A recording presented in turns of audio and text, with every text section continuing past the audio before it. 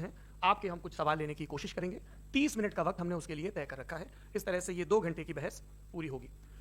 2-3 बुनियादी बातें हैं जिनका हमें ध्यान रखना है। किसी भी किस्म की नारेबाजी में हमें शरीक नहीं होना है। ये हल्ला गुल्ला नहीं है, क्योंकि पूरी दुनिया देख रही है, तो एक नज़ीर कायम करनी है, एक उदाहरण लोगों के सामने रखना है कि पढ़े लिखे लोग इत्तेफाकी और नाइत्तेफाकी रखते हुए भी, एक दूसरे से सहमति और असहमति रखते हुए भी बात कह सकते हैं। यहाँ पर मेरे जेएनयू के प्रोफेसर बैठे हैं, पुरुषोत्तम अग्रवाल जी, जिन्होंने हमें क्लास में सिखाया है कि सहमति का साहस और असहमति का विवेक, और इसका ठीक उलट भी, ये बड़ा जरूरी है। दूसरी बात, ये किसी एक धर्म के बारे में बहस नहीं है, ये बात सबको स्पष्ट होनी चाहिए। किसी धर्म को महान बताने या किसी धर्म को कमतर बताने की ये बहस नहीं है। तो यदि कोई इस उम्मीद से देख रहा है या यहां आया है, तो मैं आपको आश्वस्त करना चाहता हूं कि आपको नाउम्मीदी हाथ लगेगी। इस बहस में बहुत ज्यादा धार्मिक प्रतीकों के इस्तेमाल को लेकर भी, ये दोनों लोग जो अभी आपको गंभीर दिख रहे हैं, भले लोग हैं, कल शाम को चाय पर मिले थे, बहुत हंसी मजाक भी इनके बीच हुआ था, और गलबैयां डालते हुए एक तस्वीर भी हुई थी। ये इस बात का प्रमाण है कि इंटरनेट पर जो हल्ला मचा हुआ है उसके मुकाबले ये दोनों लोग बहुत ही अच्छे शांत ढंग से बहस के लिए राजी हो गए हैं। ट्विटर की बातें ट्विटर तक सीमित, एलन मस्क आजकल उसको एक्स कहते हैं। और अब इस बहस की शुरुआत, मैं इन विद्वानों का, हालांकि इनको परिचय की जरूरत नहीं, पर हो सकता है, हमें पत्रकारिता में सिखाया जाता है कि नेवर अज्यूम, विज्ञान भी यही कहता है। मुफ्ती शमाइल नदवी साहब इस्लामिक विद्वान, शिक्षाविद हैं, कोलकाता के वाहियान फाउंडेशन के संस्थापक हैं, लखनऊ की प्रतिष्ठित दारुल उलूम नदवतुल उलमा से ग्रेजुएशन किया है, सोशल मीडिया और सार्वजनिक मंचों पर अध्यापन और बौद्धिक कामों में सक्रिय हैं, और इस समय इंटरनेशनल इस्लामिक यूनिवर्सिटी मलेशिया से PhD कर रहे हैं। अच्छी बात यह है कि पढ़ाई के साथ साथ ट्रैवल ब्लॉग भी बनाते हैं। पेट्रोनास टावर के सामने का ब्लॉग हमने देखा। हमारे साथ जावेद अख्तर साहब हैं। जावेद अख्तर साहब कवि हैं, शायर हैं, गद्य भी लिखते हैं, फिल्मों के लिए संवाद लिखे हैं, गीत लिखे हैं। इससे इतर ये वैज्ञानिक सोच को लेकर या अपने डिक्लेयर्ड एथिज्म को लेकर भी मुखरित रहते हैं और अपने तहीं रैशनैलिटी की बात करते हैं। देवियों और सज्जनों, डज गॉड एग्जिस्ट? इस सवाल का जवाब सब अपने अपने तहीं खोजने की कोशिश कर रहे हैं। कोई इसको गॉड डैम पार्टिकल की खोज बताता है, कोई गॉड पार्टिकल की खोज बताता है, कोई हिग्स बोसान की खोज बताता है, कोई ये सवाल जवाब तलाशने की कोशिश करता है कि मास एग्जिस्टेंस में आखिर आया कैसे, हुआ क्या था, सृष्टि के पहले, समय के पहले क्या था, और कोई ये कहता है कि ये सारी खोजें जिस मस्तिष्क में हो रही हैं प्रकृति के क्रम में, वो कैसे विकसित हुआ। मैं उम्मीद करता हूं कि हम आज इन बुनियादी सवालों के कुछ जवाब हासिल करने में कामयाब हों। मैं सबसे पहले मंच पर आमंत्रित कर रहा हूं मुफ्ती शमाइल नदवी साहब को। आइए सर जी।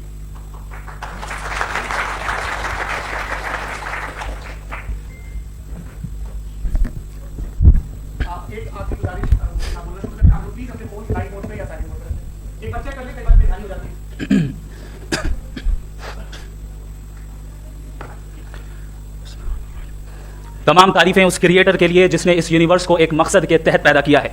रिस्पेक्टेड जनाब जावेद अख्तर साहब, मिस्टर सौरभ द्विवेदी, और respected audience, thank you all for being here today. आज की डिबेट में चूंकि हम बात करने वाले हैं डज गॉड एग्जिस्ट के टॉपिक पर, तो ये एक ऐसा टॉपिक है जिसके मुताल्लिक कोई भी डिसीजन लेने के लिए अलग अलग स्टैंडर्ड्स हो सकते हैं। लिहाजा डिबेट के शुरू में ये जरूरी है कि हम ये जान लें कि आज के इस टॉपिक में कौन सा स्टैंडर्ड सही होगा और कौन सा गलत होगा। सबसे पहला स्टैंडर्ड जिसे मैं समझता हूं कि हमारे रिस्पेक्टेड जनाब जावेद अख्तर साहब बड़ी तेजी के साथ उसकी तरफ लपकेंगे, वो है साइंस। जबकि साइंस दर हकीकत खुदा के एग्जिस्टेंस को डायरेक्टली साबित करने या उसके एग्जिस्टेंस को डिनाई करने के लिए स्टैंडर्ड नहीं बन सकती। और उसकी वजह क्या है, ये मैं नहीं कह रहा, ये वो लोग कह रहे हैं जो साइंस के एक्सपर्ट्स हैं। नेशनल एकेडमी ऑफ साइंस कहती है science doesn't have the processes to prove और disprove the existence of God. Why? क्योंकि साइंस का ताल्लुक एम्पेरिकल एविडेंस से है, और एम्पेरिकल एविडेंसेस का ताल्लुक हमारे नेचुरल और फिजिकल वर्ल्ड से है, जबकि गॉड नॉन फिजिकल और सुपर नेचुरल रियलिटी है। लिहाजा नॉन फिजिकल रियलिटी को आप उस टूल के साथ नहीं चेक कर सकते जिसका काम फिजिकल रियलिटी को तलाश करना है। लिहाजा आज इस डिबेट में गॉड की एग्जिस्टेंस को साबित करने या उसे डिनाई करने में साइंटिफिक एविडेंस को एक्सेप्ट नहीं किया जाएगा। दूसरा स्टैंडर्ड हो सकता है रेविलेशन, कि रेविलेशन के जरिए हम यह साबित करें कि गॉड एग्जिस्ट करता है या नहीं। लेकिन यह स्टैंडर्ड भी आज इररेलेवेंट है। क्यों? क्योंकि रेविलेशन मेरे नजदीक सोर्स ऑफ नॉलेज है, वैलिड सोर्स ऑफ नॉलेज है, लेकिन हमारे जावेद अख्तर साहब के नजदीक ये वैलिड सोर्स ऑफ नॉलेज नहीं है। लिहाजा आज की डिबेट में मैं एक भी एविडेंस किसी भी मजहबी स्क्रिप्चर से नहीं दूंगा, ताकि जावेद अख्तर साहब के लिए वो अनएक्सेप्टेबल ना हो। तीसरा जो मेयार हो सकता है वो है ऑब्जर्वेशन, कि भाई कोई कहे कि हमें खुदा दिखाओ, अगर है तो दिखाओ, या ये कि खुदा के एग्जिस्टेंस पर एम्पेरिकल एविडेंस दो, तो ये है दर हकीकत गलत टूल का इस्तेमाल करना। ये ऐसा ही है कि जावेद साहब मुझसे ये मुतालबा करें कि मुफ्ती साहब आप मेटल डिटेक्टर के जरिए प्लास्टिक डिटेक्ट करके दिखाएं। अब चूंकि प्लास्टिक डिटेक्ट नहीं हो पा रही है, लिहाजा plastic does not exist. No, you are using the wrong tool. इस टूल से प्लास्टिक को डिटेक्ट नहीं किया जाता। लिहाजा मैं समझता हूं कि गॉड के एग्जिस्टेंस पर एम्पेरिकल एविडेंस का मुतालबा करना एक बचकाना मुतालबा है, और हमारे रिस्पेक्टेड जनाब जावेद अख्तर साहब इस स्टेज से अब बहुत आगे निकल चुके हैं। अब बचता है एक ही स्टैंडर्ड, और वो स्टैंडर्ड है अक्ल, लॉजिक, रीजनिंग। और यही वो स्टैंडर्ड है जिसके तहत गॉड की एग्जिस्टेंस को साबित किया जाएगा या गॉड की एग्जिस्टेंस को डिनाई किया जाएगा। लेकिन चूंकि ये बहुत इंपॉर्टेंट और सेंसिटिव टॉपिक है, इसलिए लॉजिकल आर्ग्यूमेंट भी ऐसा होना चाहिए जो डेफिनेटिव हो, इनडेफिनेटिव ना हो, जो 2 और 2 4 की तरह बिल्कुल वाजे हो, जिसे लॉजिकली रिजेक्ट करना पॉसिबल नहीं हो। फॉर एग्जाम्पल, हम कहें हमारे रिस्पेक्टेड मिस्टर सौरभ साहब, ये एक इंसान है और तमाम इंसान कॉन्शियस बीइंग है, लिहाजा नतीजा क्या निकला, हमारे सौरभ साहब भी कॉन्शियस बीइंग है। क्या ये इंडेफिनेट आर्गुमेंट है या डेफिनेट आर्गुमेंट है? ये डेफिनेट आर्गुमेंट है। ये 2 और 2 की तरह वाजे है, इसमें किसी तरह जो है लॉजिकली इसको रिजेक्ट नहीं किया जा सकता। तो अगर आज हमारे जावेद अख्तर साहब ऐसी कोई अकली दलील और लॉजिकल एविडेंस दें खुदा के ना होने पर जो डेफिनेट भी हो, तो मैं ये ऐलान करता हूं कि यकीनन मैं उस एविडेंस को कबूल करूंगा और उस पर गौर करूंगा। लेकिन साथ में यह भी ऐलान कर देता हूं प्रेडिक्शन के तौर पर कि ऐसा कोई डेफिनेट आर्गुमेंट कोई नहीं पेश कर सकता। दलील हम देंगे और डेफिनेटिव दलील देंगे, लॉजिकल दलील देंगे, ऐसी दलील देंगे जो एंटायर एथियस्टिक वर्ल्ड उसे रिफ्यूट नहीं कर सकती। चलें अब हम एक एग्जांपल सोचते हैं, एक सिनेरियो, सिंपल सिनेरियो, तमाम ऑडियंस से गुजारिश है, हम और आप एक आइसोलेटेड आइलैंड पर हैं, ऐसा आइलैंड जहां पे हमसे पहले कोई कभी नहीं गया। चलते चलते आपके सामने अचानक आपने देखा एक पिंक कलर की बॉल पड़ी हुई है। सबसे पहला सवाल आपके जहन में क्या आएगा कि ये बॉल यहां क्यों आई, कैसे आई, ये पिंक कलर की ही क्यों है, कोई और कलर भी हो सकता था, ये इसी शेप में क्यों है, कोई और शेप भी हो सकता था। नेचुरली आप इस तरफ पहुंचेंगे कि कोई ना कोई है जिसने इन स्पेसिफिक प्रॉपर्टीज के साथ इस बॉल को बनाया है और यहां पे रखा है। चूंकि आप जानते हैं कि ये जो बॉल है इसका एग्जिस्ट करना जरूरी नहीं है, ये एग्जिस्ट कर भी सकती थी, नहीं भी कर सकती थी, और एग्जिस्ट करना ही था तो किसी और फॉर्म में करती, किसी और कलर में करती। अब आप इस बॉल को एक्सपैंड करते चले जाएं, एक्सपैंड करते चले जाएं, एक्सपैंड करते चले जाएं, यहां तक कि ये बॉल यूनिवर्स के साइज की हो जाए। बताइए कि क्या साइज के बढ़ जाने से सवाल बदल जाएगा? हरगिज नहीं बदलेगा। अभी भी सवाल रहेगा ये यूनिवर्स कहां से आया, इन स्पेसिफिक प्रॉपर्टीज के साथ कहां से आया, क्यों आया, किसने बनाया, ये सवाल उस वक्त भी वैलिड रहेगा। लेकिन ये सवाल अगर हम जनाब जावेद अख्तर साहब से करें तो चूंकि इनका वर्ल्ड व्यू एथिस्टिक है, और सिर्फ इनका नहीं, मतलब जितने भी एथिस्ट हैं और एथिस्टिक वर्ल्ड व्यू को रखने वाले से अगर आप ये सवाल करें कि ये यूनिवर्स कहां से आया, तो इनका जवाब या तो आर्ग्यूमेंट फ्रॉम इग्नोरेंस होगा या डॉगमेटिक होगा। या तो ये कहेंगे कि मुझे नहीं पता कि ये कहां से आया, लिहाजा गॉड डज नॉट एग्जिस्ट, ये आर्ग्यूमेंट फ्रॉम इग्नोरेंस है। या ये कहेंगे कि ये यूनिवर्स खुद ब खुद बन गया, इसका मतलब ये है कि उस बॉल को भी खुद ब खुद बन जाना चाहिए, लेकिन बॉल के ताल्लुक से ये एक्सप्लेनेशन एक्सेप्ट नहीं की जाएगी कि खुद ब खुद बन गई, लेकिन यूनिवर्स के ताल्लुक से कर दिया जाएगा। इसे हम दूसरे अल्फाज में डॉगमा भी कह सकते हैं। दूसरी चीज, हमारे जावेद अख्तर साहब जरूर गॉड ऑफ गैस की मिसाल भी जरूर देंगे, और मिसाल देंगे कि पहले जमाने में बिजलियां कड़कती थी तो लोगों ने किसी एक खुदा की तरफ, और बारिश होती थी तो दूसरे खुदा की तरफ मंसूब कर दिया, उनके पास दलील नहीं थी। ये हमारा वर्ल्ड व्यू है ही नहीं, ये हमारा वर्ल्ड व्यू है ही नहीं, क्योंकि नेचुरल फेनोमेना के प्रोसेस की इंटरप्रिटेशन को जान लेने से ये कहां से साबित हो गया कि गॉड एग्जिस्ट नहीं करता है। इस पर मैं इंशाल्लाह अभी आगे बात करूंगा। आप हजरात ये भी देखेंगे, और मैं ये एक्सपेक्ट करता हूं कि हमारे रिस्पेक्टेड जनाब जावेद अख्तर साहब जरूर इमोशनल आर्ग्यूमेंट्स भी देंगे, जो कि एक लॉजिकल फेलेसी है जब बात आती है ट्रुथ को डिसाइड करने में। क्यों? मिसाल के तौर पर वो कहेंगे कि अगर गॉड है तो इविल क्यों एग्जिस्ट करता है, जबकि मैं कहता हूं इविल का एग्जिस्ट करना गॉड के एग्जिस्ट करने की दलील है, उसके खिलाफ नहीं है। क्योंकि अगर गॉड है तो हम सब उसके सामने अकाउंटेबल हैं, और अगर हम अकाउंटेबल हैं तो अकाउंटेबिलिटी के लिए इविल का मौजूद होना जरूरी है, उसके बगैर हम अकाउंटेबल नहीं हो सकते। और अगर हम अकाउंटेबल नहीं हैं तो हम जनाब जावेद अख्तर साहब से पूछेंगे कि आप बताएं कि फिर सफरिंग इस दुनिया में क्यों है, अगर खुदा नहीं है तो सफरिंग क्यों है, और उन लोगों के जज्बे का क्या जिनके अंदर सफरिंग के बाद इंतकाम लेने का जज्बा पाया जाता है और वो इस दुनिया से ऐसे ही चले गए, क्या उनकी सारी तकलीफें बेकार चली जाएंगी? अब आ जाएं उसी एग्जांपल की तरफ कि बॉल, मुझसे अगर कोई पूछे इस बॉल को किसने बनाया, और या इस एक्सपेंडेड बॉल को किसने बनाया, मैं कहूंगा कि चूंकि ये यूनिवर्स और इस यूनिवर्स की तमाम चीजें कॉन्टिंजेंट हैं। कॉन्टिंजेंट होने का मतलब ये होता है कि जो अपने एग्जिस्टेंस पे किसी के ऊपर डिपेंड करती हो, तो जाहिर है ये यूनिवर्स कॉन्टिंजेंट है। और अगर कोई चीज कॉन्टिंजेंट नहीं है तो मैं रिक्वेस्ट करूंगा कि मुझे दिखा दें कि कौन सी चीज यूनिवर्स में कॉन्टिंजेंट नहीं है, हम भी जरा गौर कर लें और हम भी देख लें। और जब कॉन्टिंजेंट चीजें मौजूद हैं तो फिलोसोफर्स की इस्तिलाह के मुताबिक, हम उस टर्मिनोलॉजी के मुताबिक हम उस जगह तक पहुंचते हैं और उस हस्ती तक पहुंचते हैं जिसे नेसेसरी बीइंग कहा जाता है, कि ये वो नेसेसरी बीइंग है जिसका मौजूद ना होना नामुमकिन हो। क्योंकि अगर ये मौजूद ना हो तो सारी चीजें एग्जिस्टेंस में आएंगी ही नहीं, और ये सारी कॉन्टिंजेंट चीजें उसी के ऊपर डिपेंड करती हैं। अब अगर आप ये सवाल करते हैं कि फिर उस हस्ती को किसने बनाया, फिर उसका कॉज क्या है, फिर उसका कॉज क्या है, फिर उसका कॉज क्या है, और एंडलेसली चले जाएं, इसे हम कहते हैं इन्फिनिट रिग्रेस ऑफ कॉजेस, जो कि लॉजिकल फेलेसी है। कॉन्सेप्चुअली इंफिनिटी पॉसिबल है। मिसाल के तौर पे न्यूमेरिकल्स 1 2 3 गिनते चले जाएं, इंफिनिट नंबर्स है। मैं कॉन्सेप्चुअली बात नहीं कर रहा, प्रैक्टिकली रियलिटी में साबित करके दिखाएं कि infinite regress of causes possible है या नहीं। अगर पॉसिबल है तो हम मान लेंगे, मिसाल दे दें, और पॉसिबल नहीं है तो एक ही ऑप्शन बचता है जिसे हम कहते हैं नेसेसरी बीइंग। ऐसी नेसेसरी बीइंग जो इंडिपेंडेंट है, क्योंकि अगर वो डिपेंडेंट हुई तो वो नेसेसरी नहीं रहेगी। ऐसी इंडिपेंडेंट बीइंग जो इटर्नल है, अगर वो इटर्नल नहीं होगी, उसकी बिगिनिंग होगी तो वो खुद कॉन्टिंजेंट है। ऐसी बीइंग जो पावरफुल है, क्योंकि कॉन्टिंजेंट को एक्चुअलाइज करने के लिए पावर चाहिए। ऐसी बीइंग जो इंटेलिजेंट है और नॉलेजेबल है, क्योंकि ये यूनिवर्स स्पेसिफिक फॉर्म और स्पेसिफिक लॉज ऑफ नेचर के तहत प्रिसाइजली चल रहा है। Thank you. थैंक यू मुफ्ती साहब। मैं इन दलीलों के बाद जावेद अख्तर साहब से गुजारिश करूंगा, आप बैठ के बोलना चाहेंगे जी।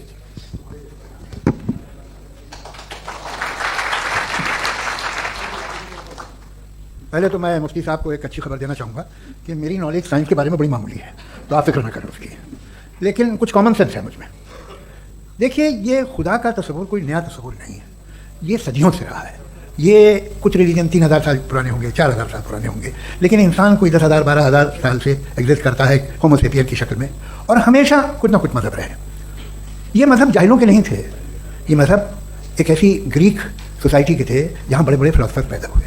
ये मज़हब इजिप्शियंस के थे जिन्होंने पिरामिड्स बनाए थे।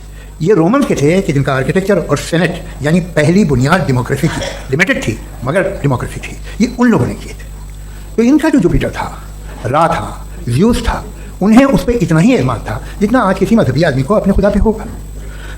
क्रिश्चियनिटी आने से पहले यूरोप में एक मज़हब था जर्मेनिक रिलीजन, उसका एक खुदा था, उसकी एक बीवी थी, उसके 2 बेटे थे, एक बेटी थी। फिर जर्मनी में जब यूरोप में क्रिश्चियनिटी आई तो वो खुदा, उसकी बीवी और पूरे ख़ानदान चला गया।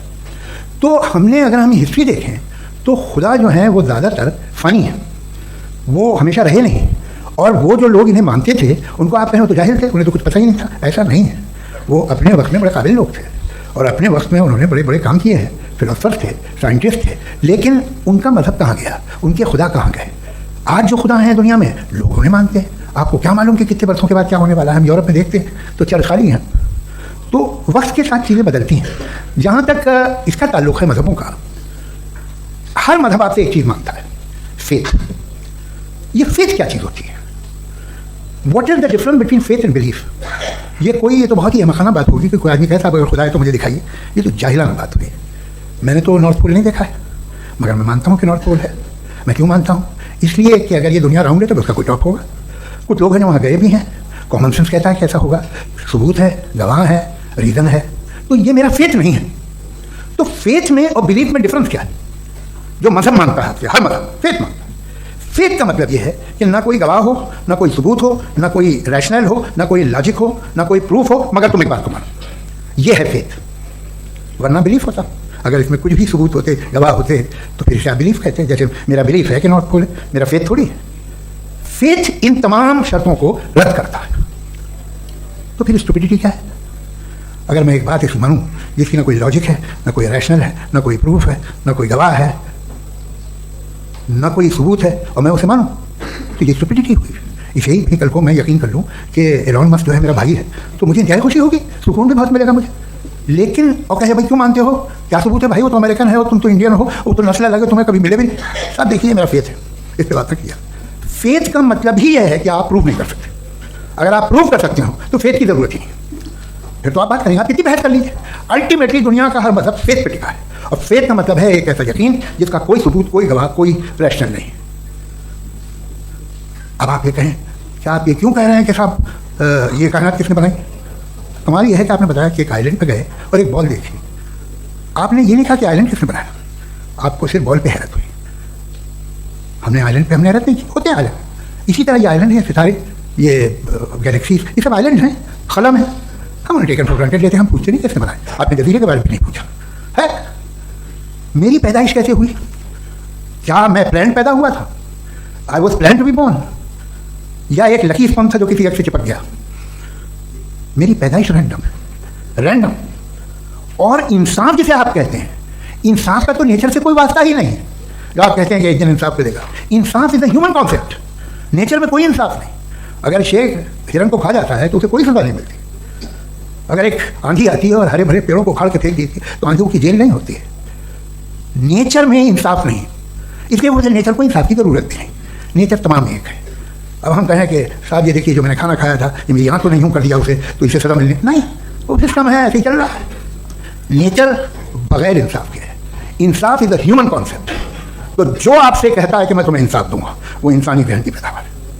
ये नेचुरल है ही नहीं, ये आसमानी है ही नहीं। नेचर का तसव्वुर, इंसाफ का तसव्वुर। भाई आप साथ मिलते हैं, अब आप लेफ्ट हैंड ड्राइव करते हैं, ये क्या है? तमाम सच, तमाम नेकी, तमाम शराफत लेफ्ट हैंड ड्राइव है। वरना क्या होगा, या तो आप क्रॉस कर देंगे, आपका एक्सीडेंट हो जाएगा, या किसी को मार देंगे, या ट्रैफिक जाम हो जाएगा। झूठ, बेईमानी, रिश्वतखोरी, ये तमाम जो है driving on the wrong side है। इसके ऊपर कुछ नहीं। ये तो हमने बनाया, जैसे हमने लेफ्ट हैंड ड्राइव बनाई है। ये कॉन्सेप्ट ऑफ इंसाफ जो है ये हमारा है, इसका नेचर से कोई वास्ता नहीं। शेर खा जाता है, हिरन को जेल होती है क्या? कुछ भी है ही नहीं। तो ये जो दुनिया के रिलीजन प्रॉमिस करते हैं आपसे इंसाफ, इसी से मालूम होता है कि मैन मेड है। ये तसव्वुर कहीं और का है ही नहीं।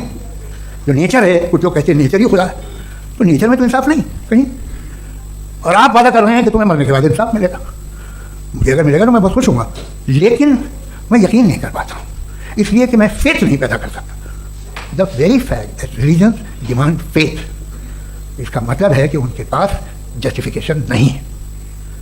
अच्छा था, फिर रिलीजन अगर मॉडरेशन में है, कोई सा भी नहीं, वो आप में कुछ खूबियाँ भी पैदा करता होगा, देखिए उससे ये फ़ायदा है वो फ़ायदा है। अल्कोहल जो है वो ज़्यादातर दवाओं में यूज़ होती है, और एक सर्वे किया गया था अमेरिका में कि लॉन्जेटिविटी किन लोगों की है, तो एक तरफ वो लोग थे जो शराब पीते ही नहीं थे, और एक तरफ वो थे जो एक बोतल शराब रोज़ पीते थे। सबसे ज़्यादा लंबी उम्र की है जो 2 पैक नाप के शराब पीते हैं और खाना खाते हैं। मगर हम शराब को बुरा समझते हैं, मैं भी बुरा समझता हूँ। क्यों? ऐसा होता नहीं, कुछ चीज़ों में आदत होती है जो बढ़ती है। आज तक में एक आदमी दूध पीता है, आप 10 साल बाद भी मिलेंगे तो एक ही गिलास पीता होगा, ऐसा नहीं होता सुबह से दूध पीता रहता है। मिल्कोहलिक मैंने नहीं देखे, अल्कोहलिक होते हैं। ये टेंडेंसी है मजहब की कि वो बढ़ता है, जैसे कैंसर बढ़ता है, जैसे शराब बढ़ती है। कुछ लोग होंगे जो उसे सही तरह से यूज़ करते हैं, मुझे यकीन है कि हमारे मुफ्ती साहब भी उनमें से, लेकिन बहुत खुशी हुई मुझे इनसे मिलकर। लेकिन कितने लोग हैं कि आज आप देखते हैं दुनिया में जो तबाहियाँ हैं, इनमें कितना हाथ है उन लोगों का जो बिलीवर कहते हैं मजहब ये नहीं कहता, ना कहता होगा, मगर जब ये मजहब पीते हैं तो ऐसे बिहेव करते हैं। थोड़ा सा अगर हो तो शायद बहुत अच्छी बात, लेकिन शराब थोड़ी सी नहीं रहती, उसमें टेंडेंसी है। पहले थोड़ा सा अगर 2-3 कैंसर के सेल हो ना बॉडी में तो आदमी सिम रहेगा, लेकिन वो 2-3 सेल नहीं रहते, वो मल्टीप्लाई होते हैं। जावेद साहब टाइम पूरा हो गया। टाइम हो गया, लो बस बात खत्म हो गई। अच्छा, मुझे कुछ और कहने को था भी नहीं। जी, मैं पहले जवाबी दौर के लिए इनवाइट कर रहा हूँ मुफ्ती साहब को। Your rebuttal round 1, you have 7 minutes. Thank you very much Javed साहब, आपकी बात को सुनकर बड़े महसूस हुए हम लोग। महसूस, do you understand? We enjoy. Okay, अब थोड़ा सा लॉजिकली उसको हम लोग दरअसल हम लोगों ने कल गुजारिश की थी मुफ्ती साहब से भी, जावेद साहब से भी, कि हिंदुस्तानी ज़बान आम फहम सबको समझ में आ जाए, और जहाँ कहीं आप मुश्किल शब्द इस्तेमाल करें वहाँ बताते भी चलें। Thank you. तो सबसे पहले हमारे रिस्पेक्टेड जावेद साहब ने हवाला दिया कि खुदा फानी है, इतने मजहब आगे चले गए, किसी ने जुपिटर को खुदा माना, किसी ने किसी को माना। मैं कहता हूँ जिसने कॉन्टिंजेंट चीज़ को खुदा माना, गलत माना, वो खुदा ही नहीं, वो खुदा ही नहीं है। हम तो नेसेसरी बीइंग को साबित करने बैठे हैं, वो नेसेसरी कॉज जो इटर्नल है, जो अबदी भी है और अजली भी है, हम किसी और को साबित करने नहीं बैठे। दूसरी चीज उन्होंने कहा कि फेथ एंड बिलीफ, ये एक ऐसी डेफिनेशन है फेथ की जो इन्होंने पहली मर्तबा पेश की है, या माफ कीजिएगा इन्होंने पहली मर्तबा पेश नहीं की है, रिचर्ड डॉकिंस ने पहली मर्तबा पेश की है। मुझे मालूम है ये सोर्स कहां से है। एपिस्टेमोलॉजिकली फेथ और बिलीफ का फर्क आप इस तरह नहीं कर सकते सर। फेथ सही भी होता है, गलत भी होता है, बिलीफ सही भी होता है, गलत भी होता है। जो लॉजिक, रीजन और एविडेंस से बैक होगा वो फेथ सही होगा, और आप जिस फेथ की बात कर रहे हैं कि इलॉजिकल है और उसके पीछे नहीं है, तो we are on the same page.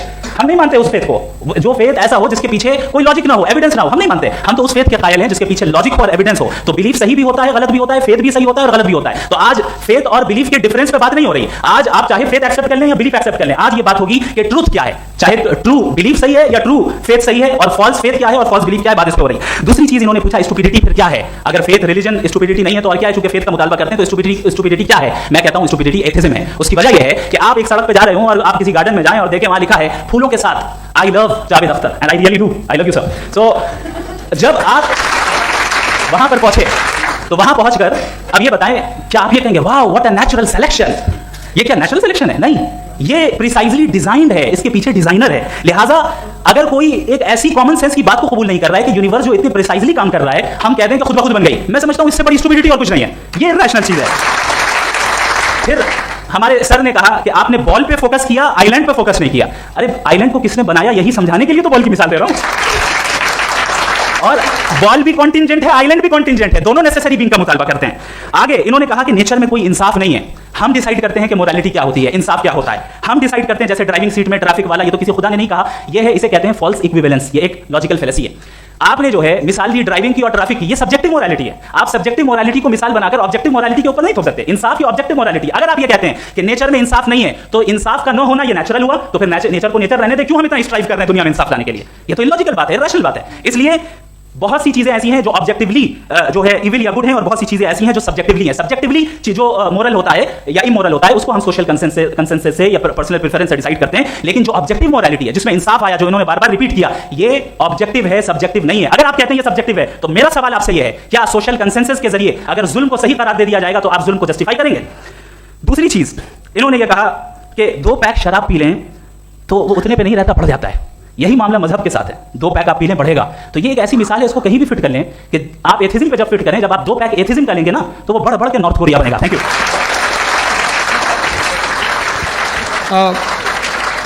First round के रिबटल के लिए मैं जावेद साहब को इनवाइट कर रहा हूं। आपके पास 7 मिनट का वक्त है, रीसेट कर दीजिएगा प्लीज। मुझे इस बात की खुशी है कि मुफ्ती साहब ने भी मान लिया कि नेचर में कोई इंसाफ नहीं है।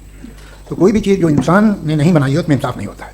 एक बात मैं आपसे अर्ज़ करूँ, पता लगा लीजिएगा, ये जो आप बाग में जाते हैं बेहद खूबसूरत फूल देखते हैं ना, इनमें से कोई नेचुरल नहीं है। ये सारे फूल क्रॉस करके बनाए गए हैं। जो जंगल में फूल होते हैं निहायत मामूली होते हैं, ये फूल इंसानों ने बनाए हैं। जो आप बाग में देख के वाह वाह कहते हैं, ये इंसानों के बनाए हुए हैं। डिफरेंट फूलों को क्रॉस करके, डेवलप करके, फिर क्रॉस करके इस तरह से बनाए गए। नेचुरल फ्लावर नहीं, किसी जंगल वीरान में जाके आप गुलाब के फूल नहीं देखेंगे। ये सब बनाए हुए इंसान ने, बहुत से काम इंसान ने किए हैं।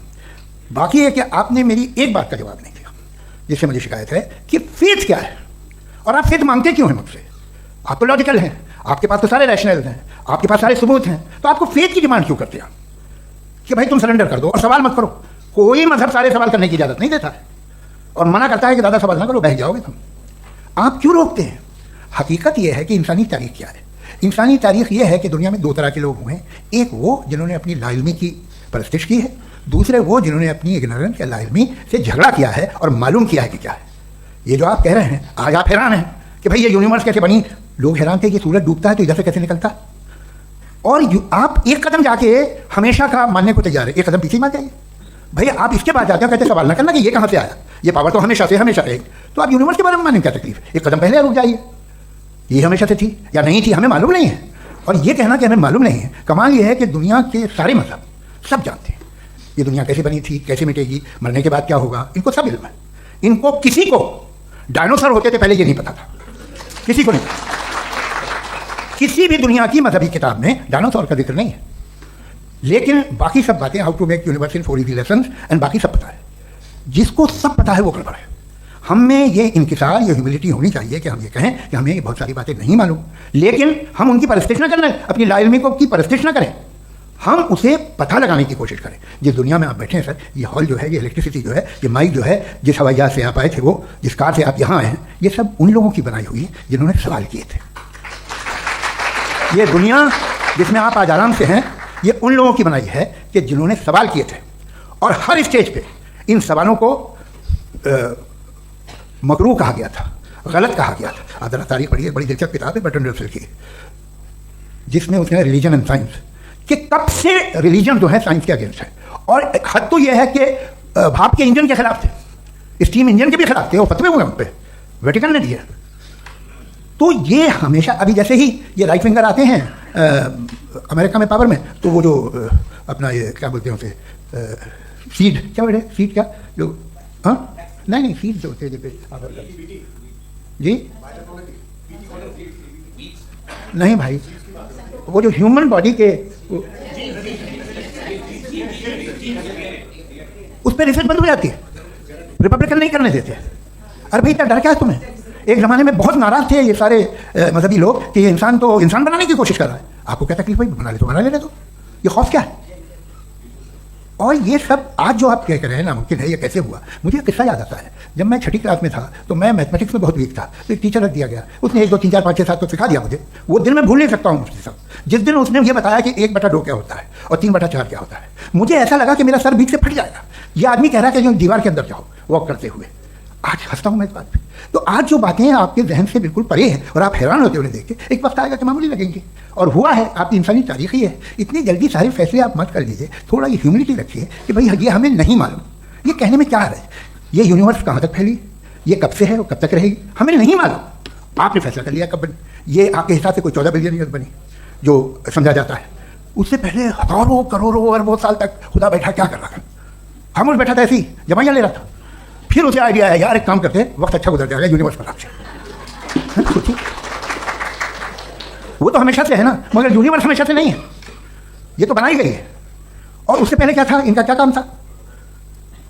कैसी बात है, ये बड़ा आसान है। जो बात हमें आज धीरे धीरे पता चली है, बरसों 2000 और 2500 साल पहले आपको किसी ने बता दिया कि क्या था, आप मान गए, और तब से वही मान रहे हैं जो 2500 साल पहले कहा गया था।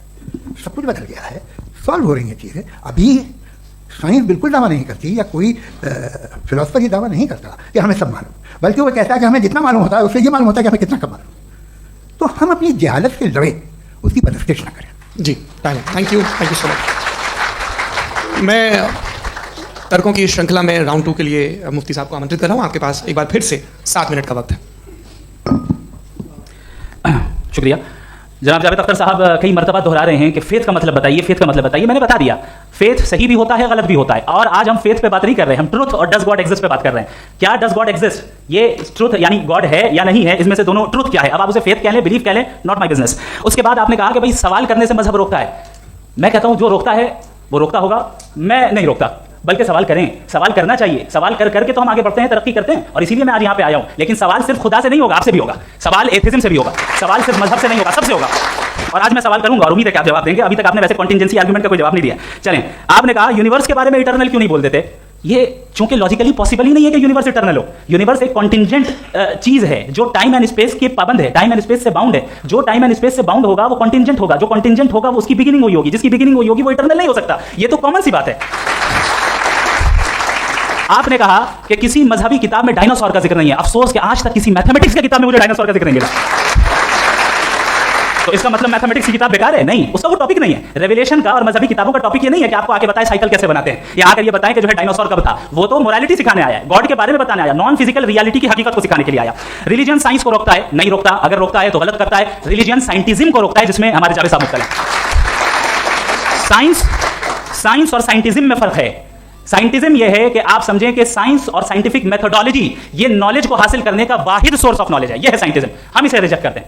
हम साइंस को तो तरक्की करते हैं, भाई आप हमारी पूरी तारीख कर लें, पढ़ लें तो आपको पता चल जाएगा। बहरहाल ये अलग टॉपिक है। उसके बाद इन्होंने एक लफ्ज कहा, वेटिकन ने फतवा दिया। वेटिकन का फतवे से कोई ताल्लुक नहीं है, दोनों कॉन्ट्राडिक्टरी अल्फाज हैं। उसके बाद उन्होंने कहा कि भाई हमें नहीं मालूम।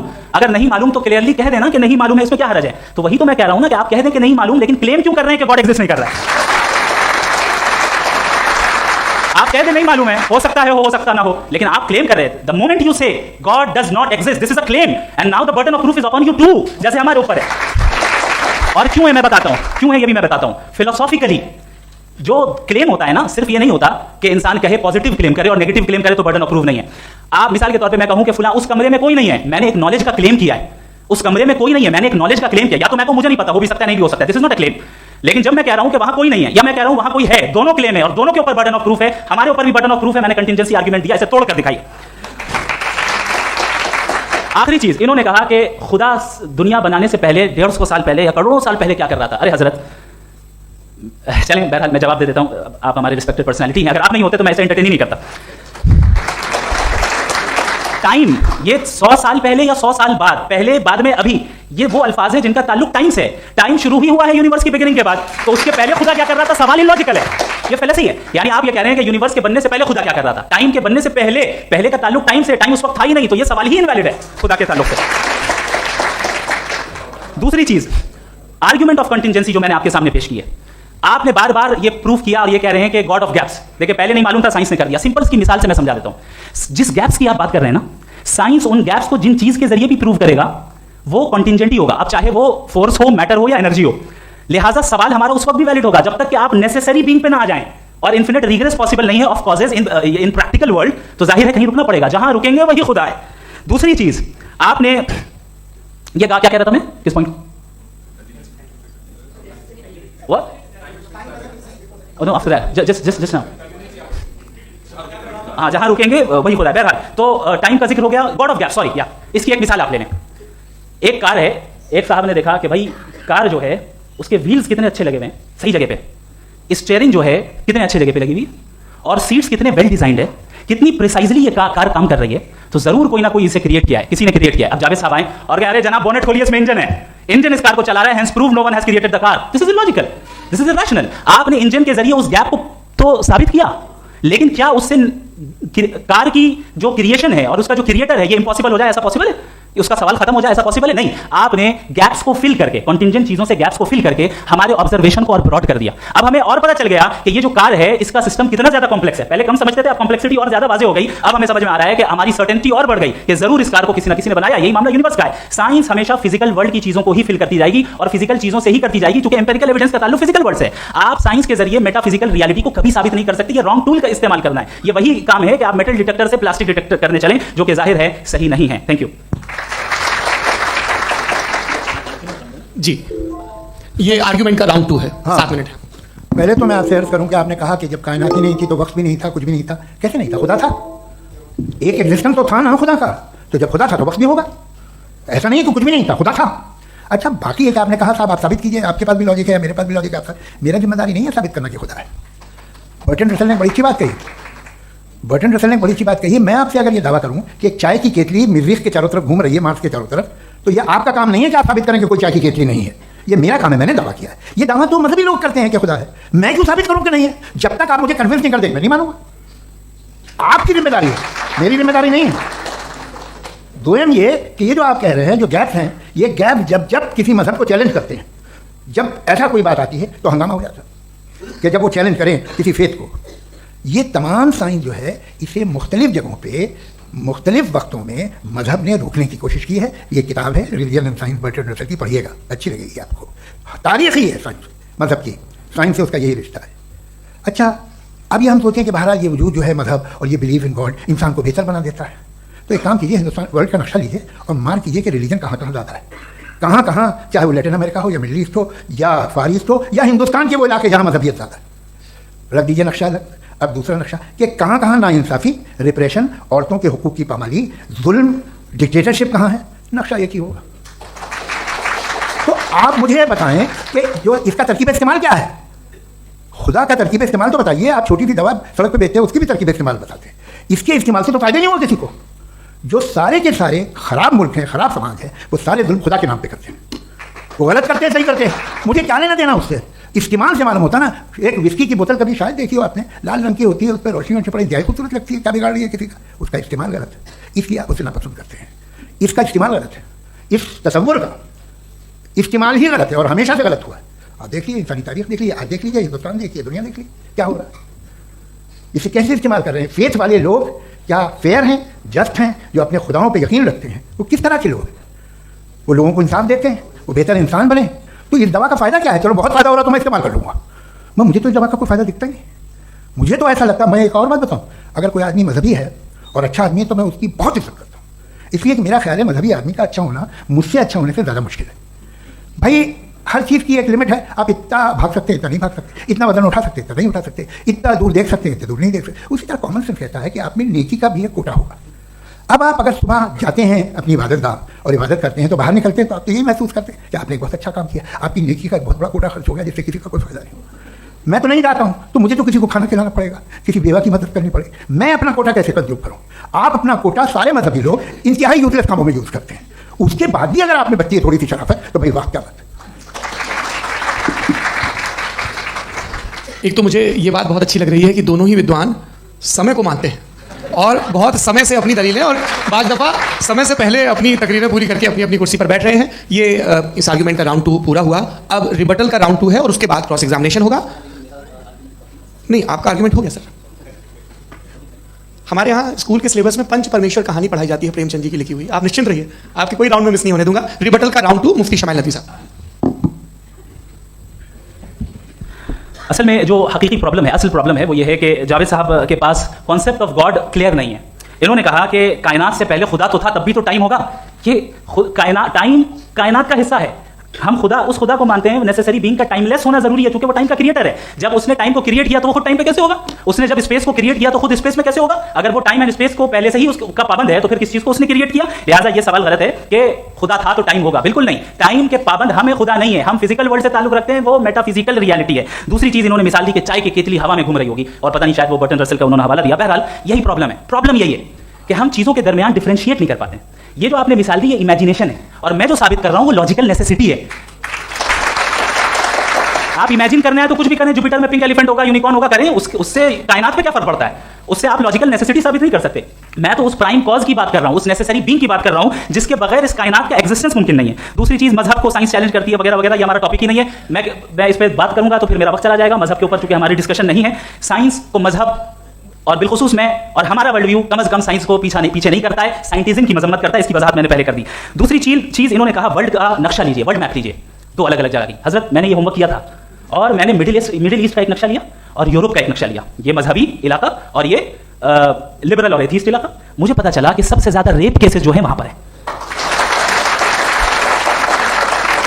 मुझे ये पता चला यूएन की रिपोर्ट के मुताबिक, मैं अपने घर से नहीं कह रहा, कि जो वर्किंग वुमेन है यूरोपियन कंट्रीज में उसमें 81% वुमेन सेक्सुअल हैरेसमेंट का वर्क में शुमार हो रही है। ये मिडिल ईस्ट में नहीं हो रहा है, वो मजहबी लोग हैं इसलिए नहीं हो रहा है। दूसरी चीज आपने ये कहा कि मजहबी आदमी का अच्छा होना हमारे अच्छे होने से बहुत मुश्किल है, बहुत मुश्किल है। तो इसका मतलब यह है कि गॉड के अलावा आपके पास अच्छे और बुरे का कोई स्टैंडर्ड है।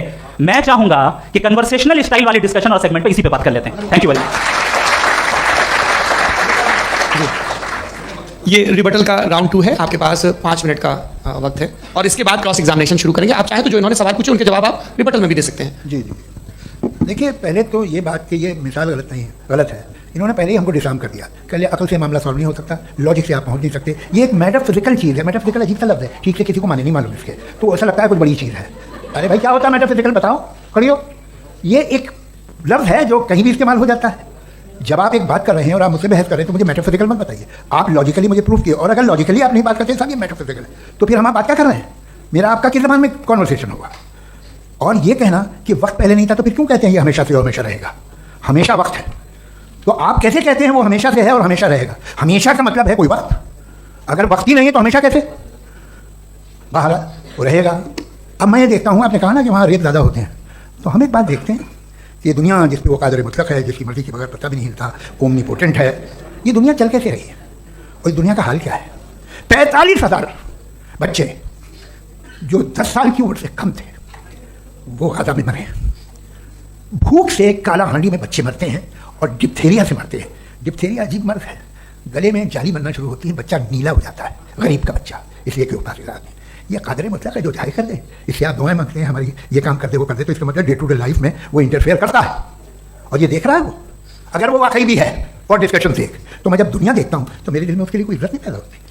ये क्या कर रहे हो तुम पूरे ऑल पावरफुल हो, ओमनीपोटेंट हो, ओमनी प्रेजेंट हो, तुम तो वहाँ गाजा में रहे होगे ना, तुम हर जगह हो।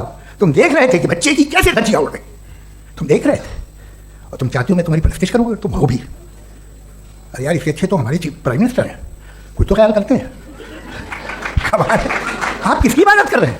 अगर वो है भी, ये दुनिया नाइंसाफी से, जुल्म से, जबर से, तशद्दुद से भरी हुई, और आप ये मत कहिएगा कि वो देख रहा है और वो बताएगा एक दिन। अगर वो देख रहा है और इंटरफेयर नहीं करता तो आप दुआ क्यों मांगते? आप कहते हैं मेरा ये काम करा दे, इसके मतलब है वो दखल दे सकता है, वो आपको नौकरी दिलवा सकता है, भले दूसरे आदमी को ना मिले, मगर आपका काम कर देगा चूंकि आपने दुआ मांगी है। तो जब वो आपको नौकरी दिला सकता है, लड़की की शादी कर सकता है, बेटे को ग्रीन कार्ड दिलवा सकता है, तो कम से कम ये जो मर रहे हैं बच्चे इनको रोकते, कुछ तो कर। मुझे तो दुनिया में इस दुनिया का कोई मालिक है, इसका ओमनीपोटेंट कोई रूलर है, और ये दुनिया ऐसी चल रही है। मैं तो चाहूँगा कि भाई ना हो, अगर हो तो बड़ी शर्मिंदगी की बात है। शुक्रिया। देवियों और सज्जनों, इस बहस के 2 राउंड और 2 रिबटल पूरे हो चुके हैं। अब सबसे ज़रूरी और सबसे मुश्किल राउंड शुरू हो रहा है, क्रॉस एग्जामिनेशन का। अब इन विद्वानों की सज्जनता की एक परख भी होगी और वक्त हमने 16 मिनट का तय किया है। पहला सवाल आप पूछना चाहेंगे? जी बिल्कुल। पहले बोले भी आप माइक ले लीजिएगा हाथ में, नीचे से। जी मैं ये डायस हटा सकते हैं क्या हम थोड़ा क्विकली? डायस पीछे कर दीजिए बस थोड़ा सा, ताकि ये जो दाएं बाएं लोग बैठे हैं इसे हटा दीजिए, वरना वहाँ तो जाने वाले नहीं। आराम से आराम से दोनों तरफ से हटा दीजिए।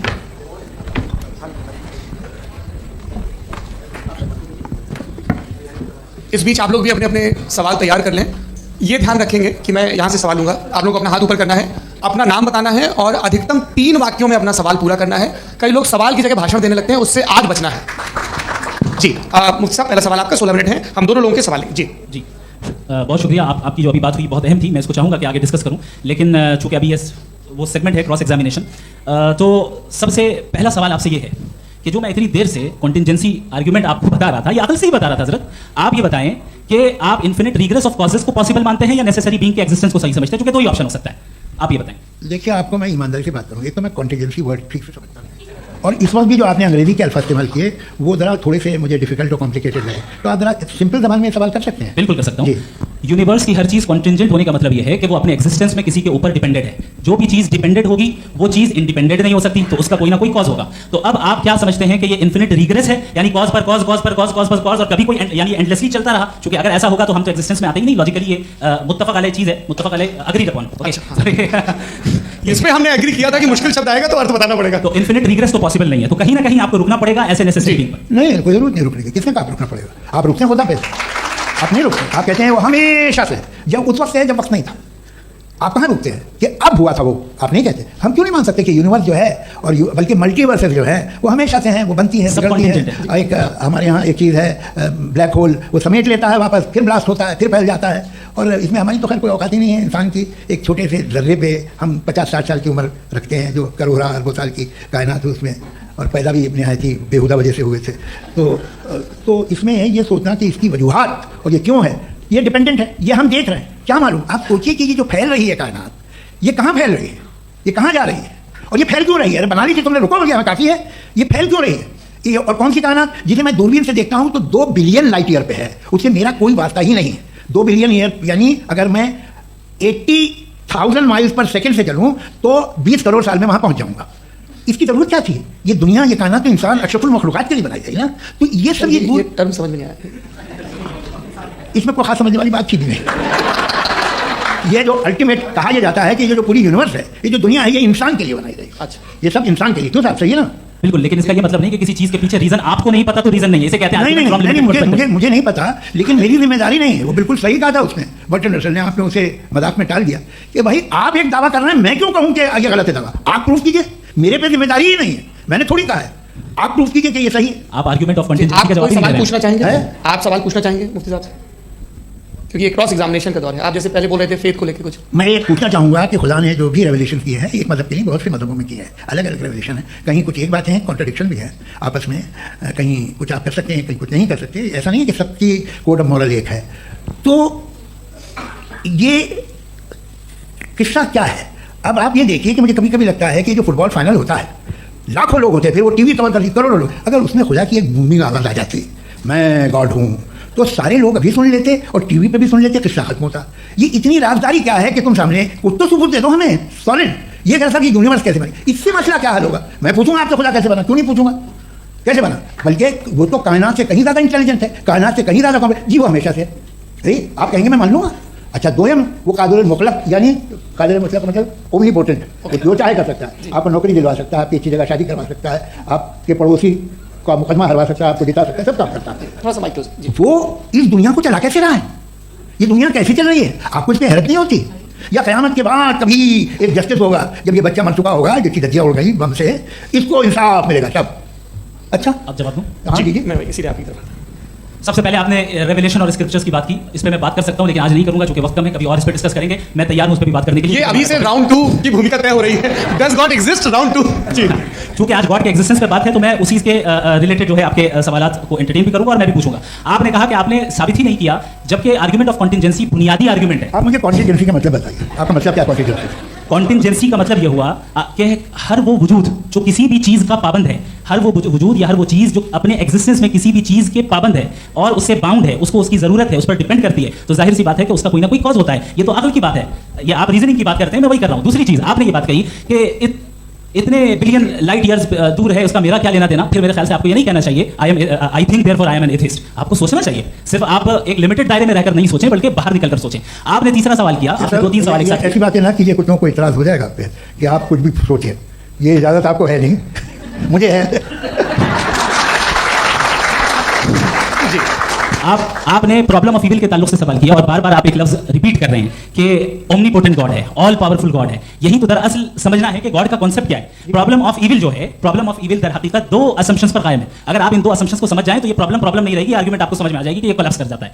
पॉइंट नंबर 1, यानी जो आपका सबसे पहला फॉल्स असम्पशन है कि गॉड मर्सीफुल है, ओमनीपोटेंट है, दुनिया में जुल्म हो रहा है। लेकिन आपको ये समझना चाहिए कि हमारे वर्ल्ड व्यू के मुताबिक गॉड सिर्फ ओमनीपोटेंट और सिर्फ मर्सीफुल नहीं है, बल्कि वो ऑल वाइज भी है और वो ऑल नोइंग भी है। उसके हर काम के पीछे हिकमत और विजडम है। ये कोई जरूरी नहीं है कि वो हिकमत और विजडम आपको समझ में आए, मुझे समझ में आए। अगर आप जो समझ रहे हैं उसके मुताबिक आप फैसला कर रहे हैं, ये लिमिटेड पर्सपेक्टिव से आर्गुमेंट है। और इस चीज को हम अपनी दुनिया में, अपने लाइफ में, डेली लाइफ में इस प्रिंसिपल को एक्सेप्ट करते हैं। हम जब किसी डॉक्टर के पास जाते हैं, डॉक्टर के पास जाकर वो अगर उसने हमें कोई दवाई दी है, तो हम ये तो नहीं कहते कि जब तक आपके पास जितना नॉलेज और जितना विजडम नहीं है, आपने क्यों ये दवाई दी है, तब तक हम इस चीज को एक्सेप्ट नहीं करेंगे। नहीं कहते, हम उसकी अथॉरिटी को तस्लीम करते हैं। क्यों? क्योंकि उसकी हम जानते हैं कि वो नॉलेजेबल है, वो विजडम वाला है, हमसे ज्यादा नॉलेज और हमसे ज्यादा विजडम है। बताएं सर। नहीं, डॉक्टर में और खुदा में बड़ा डिफरेंस है। डॉक्टर पढ़ा लिखा होता है एक, तो मैं उसकी बात सुनूंगा।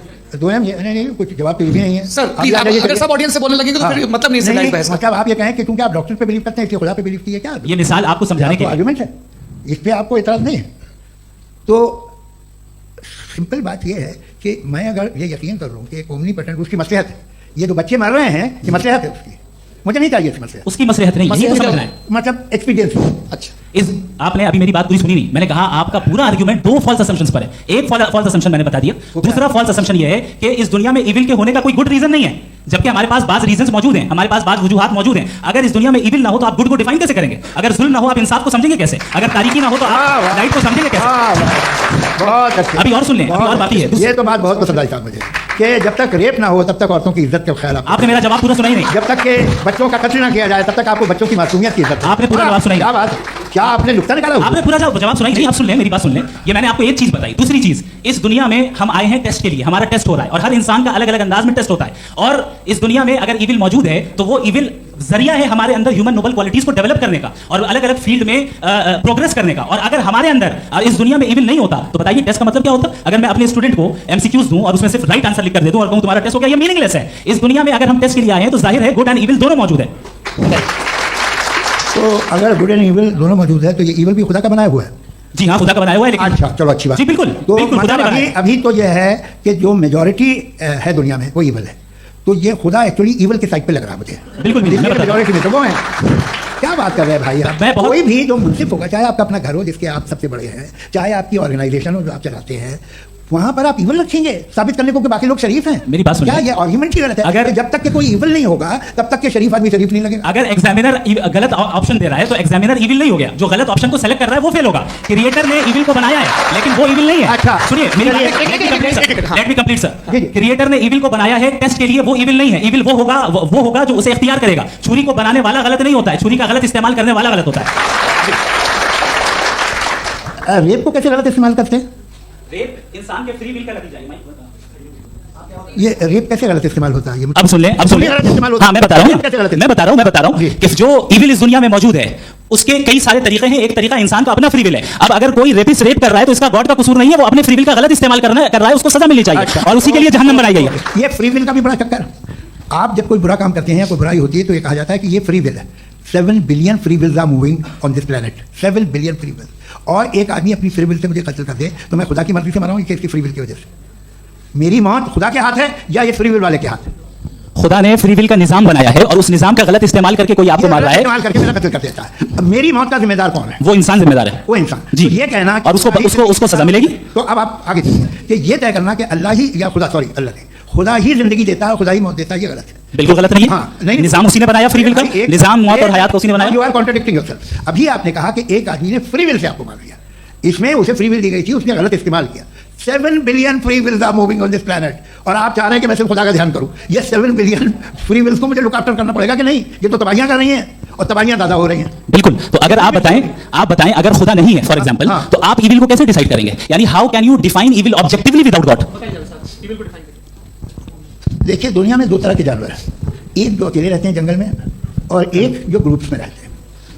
ग्रुप में जो भी रहेगा, चाहे वो आपका फाउंडेशन हो, चाहे कोई क्लब हो, चाहे कोई पॉलिटिकल पार्टी हो, चाहे कोई यूनिट हो, उसमें आपको इंटरैक्ट करने के रूल बनाने पड़ेंगे। यानी लोग तय करेंगे। लोग तय करेंगे। अगर लोगों ने ये तय किया कि किसी का रेप करना सही, आप जस्टिफाई करेंगे? नहीं, आपका फाउंडेशन तो ये हो गया ना कि लोग इविल डिसाइड दुनिया करेंगे। में नहीं।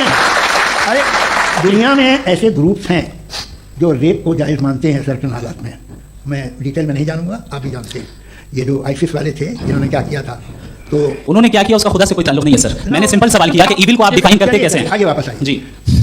आप साथ में तभी रह सकते हैं जब कुछ आप ऐसे उसूल डेवलप करें जिसमें हर एक का बेसिक तहफ़्फ़ुज़, हर एक का बेसिक राइट हो और हर एक को कोई आराम मिले। यही तरीका है किसी भी ऑर्गेनाइजेशन जिसमें एक से ज़्यादा लोग हैं और वो ऐसे चलती है ज़िंदगी। उसमें अगर आप गड़बड़ करेंगे तो तबाही होगी, नुकसान होगा, बर्बादियाँ आएंगी। और अगर उसमें आप घर ले लीजिए ना, एक हस्बैंड है, एक वाइफ है, बच्चे हैं, वालदा भी हैं, 2 बहनें भी हैं, एक भाई भी है। अब इसमें कोई निज़ाम आपको चाहिए साथ में रहने का और एक दूसरे पर भरोसा रहे, एक दूसरे के बड़ी ख्वाह हों, एक दूसरे की मदद करें, ऐसी जिंदगी। सर आपकी बात आ गई। आप ये कह रहे हैं कि लोग डिसाइड करेंगे क्या सही है क्या गलत है, यही मेजॉरिटी डिसाइड करेगी क्या सही है क्या गलत है? अरे भाई बिल्कुल। मेजॉरिटी अगर ये कहे कि नाजी जर्मनी के साथ जिस तरह मेजॉरिटी थी कि जेनोसाइड करना सही, आप जस्टिफाई करेंगे? उस वक्त आपका ये सवाल सिर्फ उसके बाद क्लोज हाँ, हाँ, उस वक्त प्लेनेट पे जो लोग थे हाँ। उनमें कितने लोग हिटलर को सही समझते? अच्छा, प्लेनेट की मेजॉरिटी तय करेगी सोसाइटी की नहीं। प्लेनेट की मेजॉरिटी गॉड के एक्जिस्टेंस को सही मानती है, आप क्यों नहीं मानते? ये हेलो ये क्रॉस क्वेश्चन का राउंड यहाँ पर समाप्त होता है। और ये बड़ा अच्छा है कि इस तरह से फ्रेगमेंट कर दिया गया है ताकि जो मैं मकरी ऊपर एक ज़्यादा बात का नीचे जवाब आए। दे दूं। जी। प्लेनेट की ज़्यादातर मेजॉरिटी कुछ दूसरे मजहबों के खुदा को मानती है। आप उन्हें नहीं, आप तो मेजोरिटी की बात कर रहे अच्छा, ये हैं। closing argument- आप ये कह रहे हैं इविल और गुड को डिसाइड मेजोरिटी करेगी, मेजोरिटी जो कर देना सही हो जाएगा। इसको जैसा आप ही लोगों ने तय किया है उसी फॉर्मेट को फॉलो कर लेते हैं। हाँ भाई, मैंने तो भले लोगों पे एतबार किया और तब मॉडरेशन तय किया। जी, आपके पास 5 मिनट का वक्त है, क्लोजिंग आर्गुमेंट है, उसके बाद हम ऑडियंस से क्वेश्चन आंसर लेंगे जावेद साहब क्लोजिंग आर्गुमेंट के बाद। Okay, time start now. बहुत शुक्रिया। जी, हमारा जो टॉपिक है डज गॉड एग्जिस्ट, मैं इस पे इतने एकेडमिक तैयारी करके आया था, मुझे था कि मैंने सोचा था कि कई सारे मैं आर्गुमेंट्स दूंगा, लेकिन वक्त की भी किल्लत और जावेद साहब बार-बार इधर-उधर चले जा रहे थे तो उसको भी थोड़ा एंटरटेन करना पड़ गया। डज गॉड एग्जिस्ट पे मैं एक ही आर्गुमेंट दे पाया, आर्गुमेंट्स बहुत हैं और डेफिनेटिव आर्गुमेंट्स हैं और मेरे आर्गुमेंट को किसी एक राउंड में भी इन्होंने एंटरटेन नहीं किया और रिफ्यूट नहीं किया, एक राउंड में भी नहीं, एक राउंड में भी नहीं, और ना ही अभी आपका क्लोजिंग आर्गुमेंट नहीं, वो आएगा। बता दें। Argument of contingency sir. अरे मैं आपसे कई बार कह चुका हूँ कंटीजेंसी का मतलब। अब मैं कैसे समझाऊं आपको आपस में, हाँ, आप- और कितने आसानी से समझाऊं मैं, मुझे तो नहीं समझ में आ रहा है। आप अपनी आर्गुमेंट ऑफ कंटीजेंसी उर्दू में बोल सकते हैं। हाँ, आप अपनी बात पूरी कर ले जी, आखिरी 4 मिनट। दूसरी चीज, just a minute please ma'am, can I talk? दूसरी चीज ये है कि आपने एक तो इसका जवाब नहीं दिया, दूसरा आपने गॉड के ना होने पर कोई डेफिनेटिव आर्गुमेंट नहीं दिया, सिर्फ मजहब पे बात कर रहे हैं आप। मजहब तो आज हमारा टॉपिक ही नहीं था, आज तो हमारा टॉपिक आप मजहब से ले लेकर आईएस तक चले गए। भाई हमारा क्या ताल्लुक है उससे? We condemn them. और उसका गॉड से क्या ताल्लुक है? अगर कोई गलत काम कर रहा है, किसी ने किसी को कत्ल किया, किसी ने किसी का रेप किया, उसको सजा मिलनी चाहिए और आपके पास कोई भी rational strong foundation of morality नहीं है। आपने कहा कि मेजोरिटी तय करेगी सोसाइटी की, वो सही होगा। मैंने कहा हिटलर को, फिर आप सही कहेंगे नहीं नहीं नहीं, प्लैनेट की सोसाइटी की मेजोरिटी तय करेगी। तो प्लैनेट की मेजोरिटी गॉड के एक्जिस्टेंस को मानती है, आप कहना ये रिलीजियस है। तो यानी आपके पास कोई स्ट्रॉन्ग फाउंडेशन नहीं है ऑब्जेक्टिव मोरालिटी का। ऑब्जेक्टिव मोरालिटी का अगर कोई फाउंडेशन है तो वो सिर्फ गॉड है, गॉड है, गॉड है। Thank you. जी, ये मुफ्ती शमाइल नदवी साहब का क्लोजिंग आर्गुमेंट था। अब हमारे पास जी ये बड़ा अच्छा है कि दोनों लोगों को मॉडरेटर से शिकायत भी और बोल रहे भाई हमारी शाबाशी भी तो करते चलो। अब मेरी बात जी, आपके पास जावेद अख्तर साहब 5 मिनट का वक्त है, ये आपका क्लोजिंग आर्गुमेंट है, टाइम रीसेट कर दें। जी, देखिए बहुत सारी बातें हैं। गॉड का डेफिनेशन दुनिया के किसी भी रिलीजन में है कि वो ओमनीपोटेंट है, ओमनीप्रेजेंट है, he is just, he is kind, he loves you and so on. मैं जब दुनिया देखता हूँ तो मुझे कोई ऐसा सुप्रीम पावर यहाँ दिखाई नहीं देती है जो इंसान की बहबूदी के लिए कुछ कर रही हो, कमज़ोर को बचा रही हो, मदद कर रही हो, जालिम को पीछे हटा रही हो। मैं नहीं देखा, तारीख में नहीं। एक तो अगर है और ये देख रहा है तमाशा तो उसका होना न होना बराबर है। दोयम ये कि ये जो है जब आप ये कहते हैं कि कायनात जिसकी कंटीजेंसी है, मैं देखिए वो लफ्ज़ इस्तेमाल किया मैं, तो ये कैसे हो सकती है भाई? और फौरन आप सरेंडर कर देते हैं कि जाहिर है कि इसका बनाने वाला तो इससे 10,000 गुना था, तो कॉम्प्लिकेटेड होगा। उस पर आपके होने पे कोई इतराज़ नहीं है, उसे वो टाइमलेस है, वो पहले से था, टाइम तो बहुत बाद में आया। ये सब आप मानने को तैयार है जिसका आपके पास कोई सबूत नहीं, आपके पास कोई रीज़न नहीं। आपकी तारीफ क्या है मजहबों की? बिलीफ की, जो खुदाओं का बिलीफ है, ये कॉन्स्टेंटली गलत साबित होता रहा है। मतलब आप कहें कि अरिस्टोटल के ज़माने में तो सब जाहिल थे, वो भी इतने ही यकीन से खुदा पे यकीन रखते थे, जो अब नहीं रहा। ये भी नहीं रहेगा, आप लिख लीजिए। और इसके आधार आपको दुनिया में दिखाई देना शुरू हो चुके हैं। ये बहस कि आज से 100 साल पहले इस तरह हो सकती थी, यहाँ तक तो आपको हम ले आए हैं। तो सर अरे इनको मदद की जरूरत नहीं भाई, सेल्फ सफिशिएंट आदमी, आप क्यों इनकी मदद कर रहे हैं? Sir please. तो ये जो है तमाम बातें अपनी जगह हैं। ये एक पैकेज है, आप अकेले कोई आदमी ऐसा नहीं जो सिर्फ गॉड को मानता है, उसके साथ बहुत पैराफर्नेलिया आता है, अलग अलग पैराफर्नेलिया आते हैं। They have always created chaos in the society. मैं तो आपको सीधा ऑफर देता हूँ कि दुनिया में 10 इंपॉर्टेंट बिलीव्स है। आप एक मानते हैं, 9 नहीं मानते, 9 में आप एथीस्ट हैं, 9 को आप बिल्कुल रीजनेबली मेरी तरह देखते हैं। तो 90 मजहबी आदमी भी 90% एथीस्ट है, वो दूसरे खुदा नहीं मानता, एक खुदा मानता है अपना वाला, बाकियों को कहता गलत है। अगर आप मानना ही बंद कर दे तो आपका 10% चांस है कि आप सही हैं और 90% चांस है कि आप गलत हैं। मेरा मशवरा है आप मानना छोड़ दीजिए, तो 50% चांस होगा कि आप सही हैं और 50% चांस होगा, 40% आप गेन करेंगे बाय बिकमिंग एन एथीस्ट। ये एक फरसूदा ख्याल है, ये ख़त्म हो रहा है। हो सकता है मेरी ज़िंदगी में ना हो, लेकिन ये हो जाएगा। जो बातें ये इनको आप मेटाफिजिकल ये वैसे रिस्पेक्टेबल टर्म दे दिए, ये तो उन लोग के हैं जिन्हें ना फिजिक्स मालूम थी ना मेटा मालूम था, ये उन्होंने आपको दिए हैं। जी, बहुत शुक्रिया आप दोनों लोगों का। और अब इस बातचीत का आखिरी राउंड शुरू होगा, डज गॉड एग्जिस्ट की ये बहस मुफ्ती शमाइल नदवी और जावेद अख्तर साहब के बीच। आप लोग अपने अपने हाथ ऊपर करेंगे, मैं यहाँ से तय करूँगा। और माइक हमारे पास है, एक ही माइक है ऑडियंस के लिए? 2 माइक है, एक इस तरफ एक इस तरफ, ठीक है। तो जी, सबसे पहले हमारी सहयोगी है मारिया शकील जी, पूछिए सवाल। थोड़ा सा रुकेंगे ताकि कैमरे का फ्रेम आप पर आ जाए, आपकी तो प्रैक्टिस है टीवी की। जी नदवी साहब, मैं खुदा को मानती हूँ, पहले मैं इसी प्रमाइस से शुरू कर रही हूँ और ये बता रही हूँ आपको, मैं मानती हूँ। लेकिन कुछ सवाल हैं जावेद साहब ने उठाया, उसका जवाब आपको देना चाहिए। पहला सवाल ये कि गजा में सालों से छोटे बच्चे मर रहे हैं, वो उनको अगर खुदा मर्सीफुल है, हम मानते हैं कि अल्लाह ताला में बहुत ताकत है, तो वो बच्चे क्यों मर रहे हैं? दूसरी बात ये कि अगर कंटिजेंसी की जो आप बात करते हैं, पूरे मुस्लिम ममालिक मिल करके भी उन गजा के बच्चों को क्यों नहीं बचा पा रहे हैं? क्योंकि अगर वो चाहते, क्योंकि अल्लाह ताला उन पर हुकूमत करते हैं, सब पर हुकूमत करते हैं, तो वो उनको क्यों नहीं बचा? जी, थैंक यू वेरी मच। बहुत अच्छा किया आपने इस चीज़ को जिक्र कर दिया, मैं इसको और अच्छे से एक्सप्लेन करने की कोशिश करता हूँ। देखें, जहां तक आपने कहा कि गजा के बच्चों को मारा जा रहा है, देखिए दो वर्ल्ड व्यू है, एक एथिस्टिक वर्ल्ड व्यू, एक थीस्टिक वर्ल्ड व्यू है। बच्चे मर रहे हैं दोनों वर्ल्ड व्यू में, लेकिन हमारा वर्ल्ड व्यू कह रहा है कि रिकॉम्पेंस है, ये कह रहे हैं कि उनका मरना बेकार जाने वाला है, कोई उसका रिकॉम्पेंस नहीं है, क्योंकि इनके यहाँ आखिरत और अल्लाह का कोई तसव्वुर या गॉड का कोई तसव्वुर नहीं है। आपने ये सवाल किया कि गॉड मर्सीफुल है, क्यों नहीं रोकता? ये मैंने बताया कि ये मिसकंसेप्शन है लोगों के दरमियान कि गॉड को सिर्फ मर्सीफुल और ओमनीपोटेंट समझते हैं। गॉड के सिर्फ यही दो एट्रीब्यूट्स नहीं है, गॉड के कई सारे एट्रीब्यूट्स हैं, उनमें से अल हकीम भी है, उनमें से ऑल वाइज भी है, ऑल नोइंग भी है। लिहाजा अगर इस दुनिया में किसी को तकलीफ आ रही है और गॉड उसको नहीं रोक रहा है, वो इसलिए नहीं रोक रहा है क्योंकि इंसानों को फ्री विल दिया गया है। ठीक इसी तरीके से अगर एक डॉक्टर किसी छोटे बच्चे को इंजेक्शन लगा रहा है, उसे तकलीफ पहुंच रही है, उसके लिमिटेड पर्सपेक्टिव के एतबार से ये गलत हो रहा है और डॉक्टर बुरा है। लेकिन जब आप ब्रॉडर पिक्चर को देखेंगे, आपके और हमारे पास सिर्फ एक पिक्सल है, हमें इतना नजर आ रहा है कि गजा में कत्ल हो रहा है, लेकिन इसके पीछे कितना रिकॉम्पेंस उनको मिलने वाला है, पूरा पिक्चर गॉड के पास है। तो एक पिक्सल से आप पूरे पिक्चर को कभी भी जज नहीं कर सकते। आप इसमें कुछ जोड़ना चाहेंगे? आपको कुछ बोलना है इसमें? भैया आपने बहुत अच्छा जस्टिफिकेशन दिया, या आप वो जो वहाँ के प्राइम मिनिस्टर इजराइल के उन्हें भेजिए, वो बहुत खुश होंगे। आप जस्टिफिकेशन दे देना कि अगर गॉड नहीं है तो बच्चे क्यों मर रहे हैं, आप बताएं। वो ये सवाल पूछ रहे हैं कि अगर आप ईश्वर का अस्तित्व नहीं मानते हैं तो उन बच्चों की मौत को आप कैसे इंटरप्रेट करते हैं? भाई ये दुनिया जो है, जो ताकतवर लोग होते हैं वो एक नाइंसाफी करते हैं। तो ये अच्छा काम है, आपके नजदीक तो नेचर नाइंसाफी पे मबनी है। अरे मेरे भाई, आप नेचर की कहाँ बात कर रहे हैं, इंसान की बात कर रहे तो जब मैं इंसान की बात कर रहा था, आप नेचर की बात करने लगे। क्रॉस एग्जामिनेशन दिया। हाँ, अब आप मुझे बोलने नहीं देंगे तो अलग बात है, आप बोलिए, मैं मुझे कोई जी नहीं, ये क्रॉस एग्जामिनेशन तो लेने दीजिए जी, बोलिए। क्या बात यह है कि ह्यूमन सोसाइटी तभी साथ में रह सकती है जब वो मोहब्बत से, एकता से, एक दूसरे के एहतराम करके रहे। इसके अलावा पॉसिबल नहीं, अकेले तो इंसान रह नहीं सकता।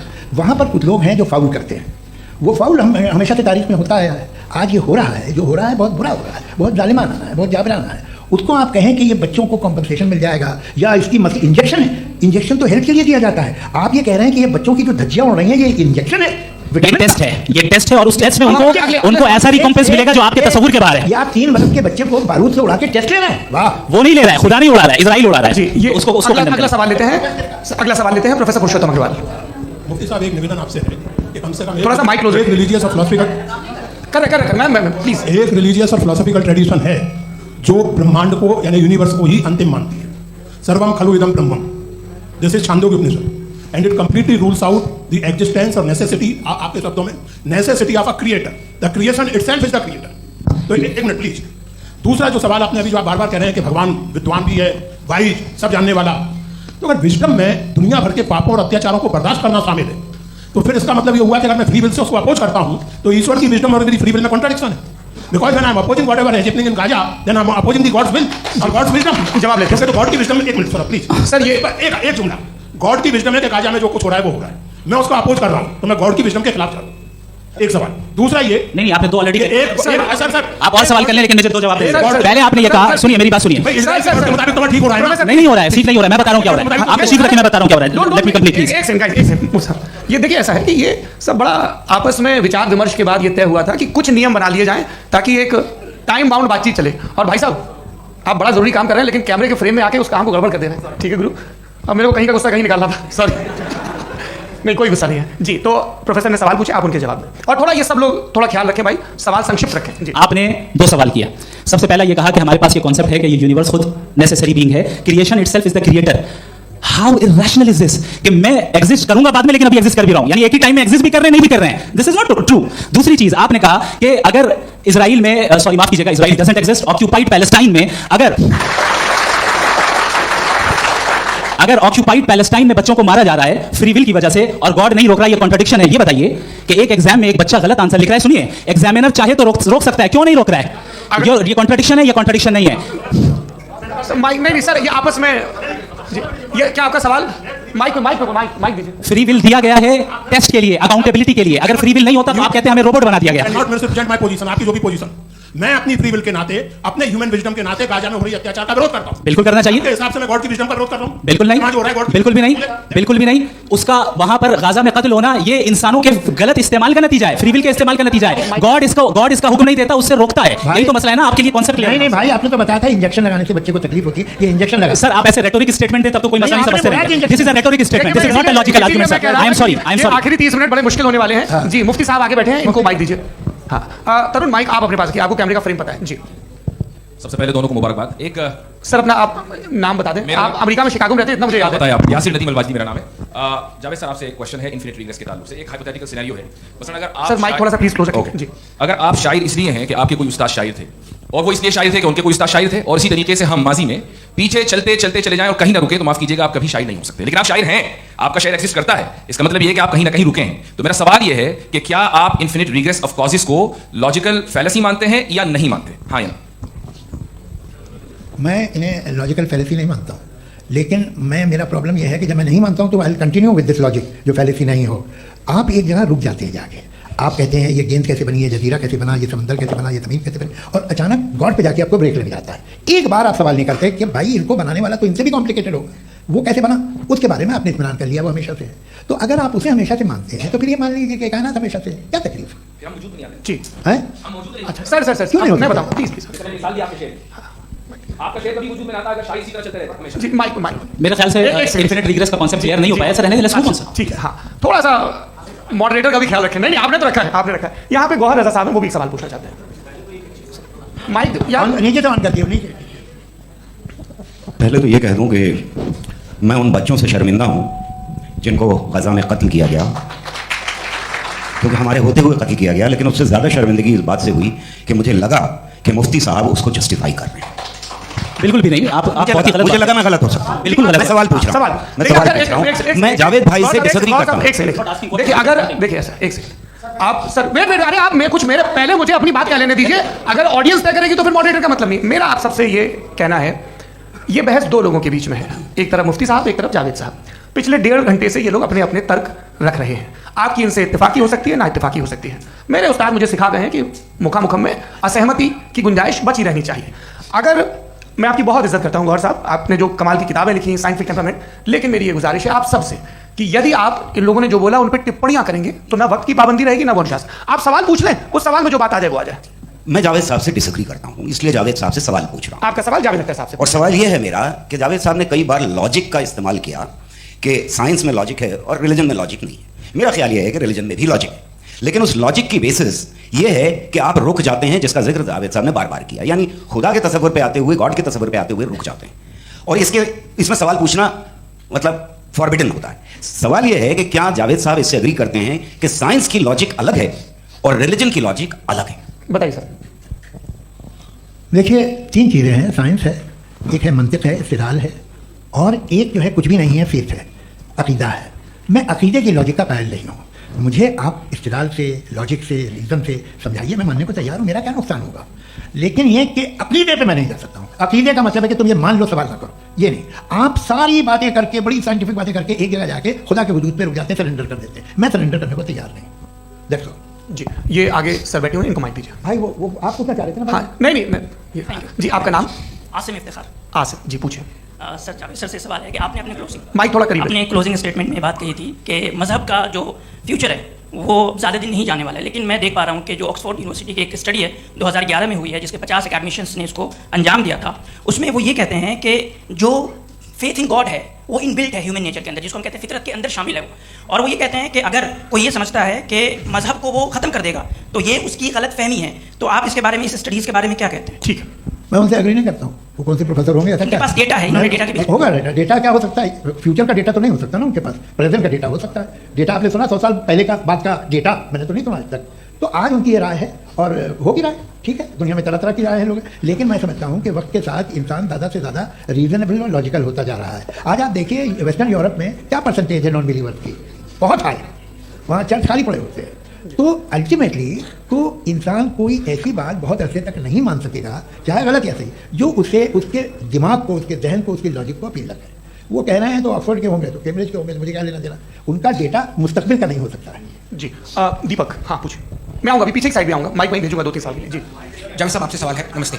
अरे भाई सर अगर आप ही लोग को तय करना है तो फिर 200 लोग तय कर लेंगे। नहीं sir please don't do this sir, everybody has a right sir, but we can only take selected questions. Sir ये यंग लोग भी हैं तो इनकी ये यंग भाई, आप यंग हैं कि नहीं है? वो कह रहे हैं वो भी यंग हैं साहब, आप उनकी नौजवानी पर दावा उनको ही करने थे। हाँ मुफ्ती साहब आप यंग, हाँ पूछे। अरे भैया सर मेरा सवाल ये है, इनसे भी तो पूछो जी। हाँ, मेरे पास आपसे सवाल है। जैसे थीस्टों के पास अपने जो ईश्वर को मानते हैं उनके पास अपने सोशल गेट टुगेदर्स हैं, 5 रोज़ा क्रिसमस आने वाला है, होली है, दिवाली है, ईद है। एथिस्ट क्या ऑफर करें? मतलब इनकी दुकान से बुरा आना चाहता हूँ उस तरफ, पर मैं अट्रैक्ट नहीं हो पा रहा हूँ। मैं सोशल गेट टुगेदर्स क्या है आपके पास? वो ये कह रहे हैं कि जो धार्मिक लोग हैं, अलग अलग धर्म के लोग, उनके उत्सव त्योहार कॉन्ग्रेगेशन बहुत हैं। अब आपको मैं एक सुनाता हूँ, यहाँ हिस्टोरियन भी बैठे हैं। मृदुला जी आप बताइएगा सही है क्या? ये एक कॉन्स्टेंटाइन, एक ग्रीक रोमन बादशाह था जो क्रिश्चियनिटी आने के 400 साल बाद उसने डिसाइड किया कि मैं क्रिश्चियन हो जाऊंगा, मेरी पूरी स्टेट कैंसिल हो जाएगी। उस ज़माने में ऐसे ही होता था, राजा जो धर्म इख्तियार करता था वो जनता भी कर लेती थी, इसलिए कि वो हो गया था बैंकक्रप्ट, और उसे जो मेडिटेरियन कोस्ट के रिच क्रिश्चियन वो थे मर्चेंट, तो उससे पैसा चाहिए था। तो उसने कहा यार क्रिश्चियन हो जाओ। तो उसने अपने वजीर से कहा कि भाई ये हिस्ट्री है कि अब हम लोग क्रिश्चियन हो जाते हैं। पहले सर हो जाएंगे, कोई प्रॉब्लम नहीं है, लेकिन एक प्रॉब्लम ये है कि 17 दिसंबर से 25 दिसंबर तक जो पेगन फेस्टिवल होता, जो पेगन जो फेस्टिवल होता है वो बंद हो जाएगा, इसलिए कि हम क्रिश्चियन हो गए तो होगा नहीं। तो वो बच्चों को बहुत बुरा लगेगा, पब्लिक को बहुत इंजॉय करते हैं, खासतौर से 25 को मेन डे। तो हाँ ये तो सही कह रहे हो, ये जीसस क्राइस्ट की पैदाइश कब थी? पहले था वो अप्रैल में थी, नहीं कट करो, वो 25 दिसंबर को। ये हकीकत है। और 400 साल बाद क्रिश्चियनिटी के अप्रैल से दिसंबर ले आए, और इसलिए कि यहाँ पेगन फेस्टिवल होता था। अब मनाते हैं आप आराम से। ये जो सारे फेस्टिवल हैं ये रिलीजन से, हर एक को एक इंटरटेनमेंट डिपार्टमेंट चाहिए होता है अपनी कंपनी चलाने के लिए। तो ये रिलीजन ने, ये सेकुलर त्यौहार थे जिन्हें रिलीजन ने ले लिया है। ये मौसम के थे, फसलों के थे, किसानों के थे, उसको आपने लेकर रिलीजियस रंग दे दिया।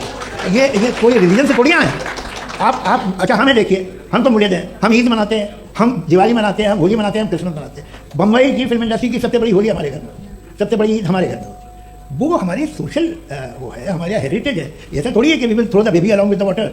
ये तो अच्छी चीज़ है, इन्हें रखो, तो बेकार फेंक दो। जी हाँ हेलो जी, मेरा सवाल नादवी जी से है।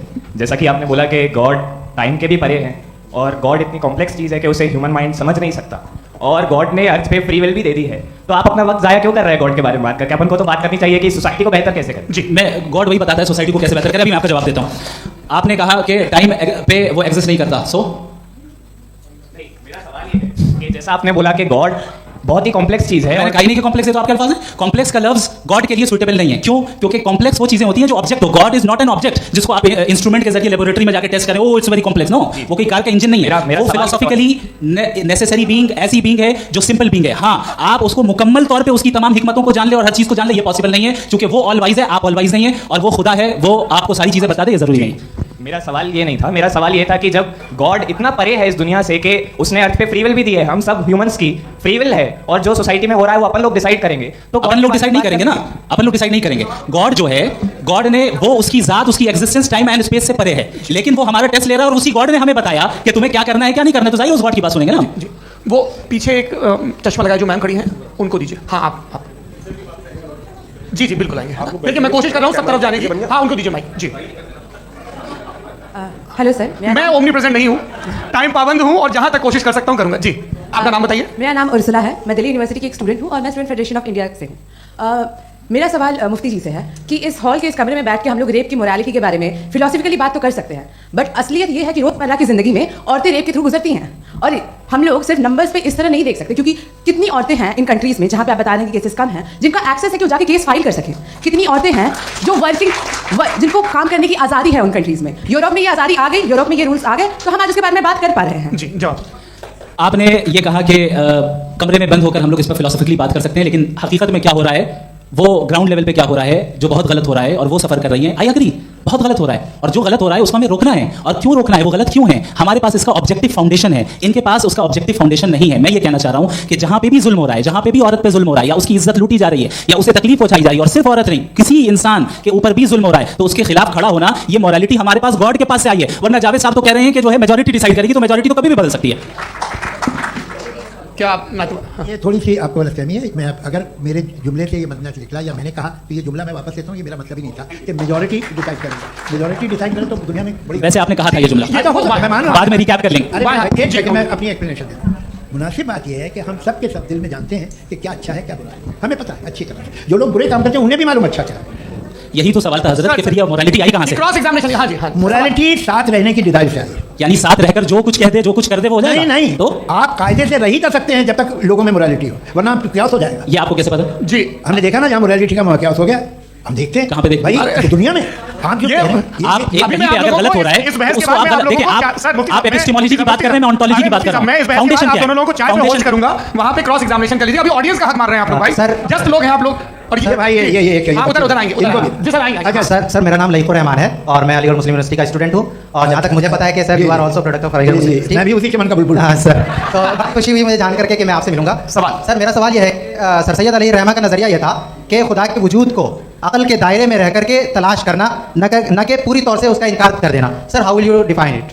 नहीं तो ये तो आप इन्हें बताइए। ये सर, सवाल आपसे खुदा का वजूद साबित कर रहे हैं। तो सर आपने इनकार रखा है, तो वजह से मेरा क्वेश्चन उन्होंने यही सर एक सेकंड सर सैयद ने यही कहा ना कि अकल से आप खुदा के वजूद को साबित नहीं कर सकते, यही कहा ना भाई।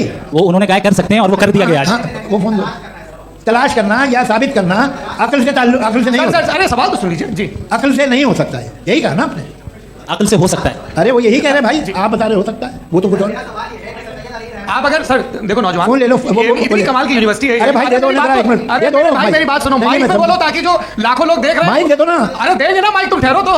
हाँ सर, मेरा सवाल ये था कि सर सैयद अलैहि रहमा का एक नजरिया था अपना कि खुदा का जो वजूद है उसको अकल के दायरे में रह करके तलाश करना है, न कि पूरे तौर से इनकार कर देना है। ये उनका कॉन्सेप्ट था। लेकिन मेरा सवाल ये है कि आप इसको कैसे डिफाइन करते हैं, एक्सप्लेन कैसे करेंगे, मैं आपसे जानना चाहता हूं, क्योंकि you are the product of Aligarh Muslim University. मुझे अकल के दायरे में रखे मैंने बहुत तलाश की, मुझे मिला नहीं।